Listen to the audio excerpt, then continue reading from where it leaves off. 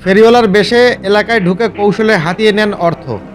প্রথমে ফেরিওয়ালার বেশে এলাকায় ঢোকে তারা, তারপর কয়েকজন ক্রেতার সঙ্গে সম্পর্ক গড়ে তোলে, খোঁজ করে বিদেশগামী যাত্রীদের।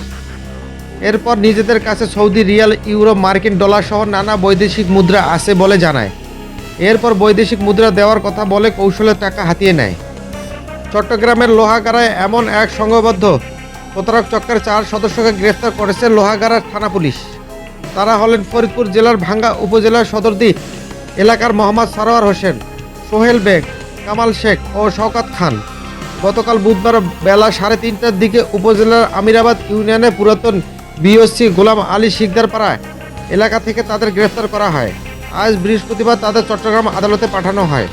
পুলিশ জানায়, বান্দরবানের লামা উপজেলার আজিজনগর এলাকায় তৌহিদ রহমান নামের একজন পরিবারের সঙ্গে আলাপ পরিচয় গড়ে তোলেন ছদ্মবেশী ফেরিওয়ালা মোহাম্মদ সারোয়ার হোসেন।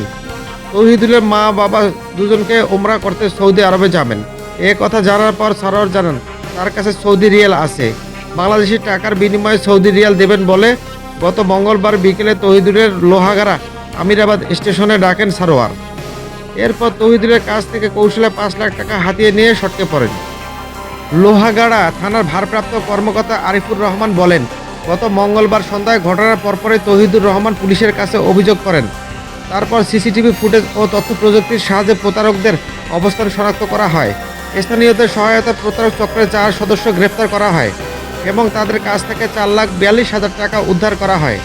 পরে তৌহিদুর বাদী হয়ে গ্রেপ্তার 4 জনের নাম উল্লেখ ও অজ্ঞাতনামা আরও 3 জনকে আসামি করে লোহাগাড়া থানার একটি প্রতারণার মামলা করেন। চক্রের অন্য সদস্যদের গ্রেফতারে পুলিশ অভিযান চালাচ্ছে।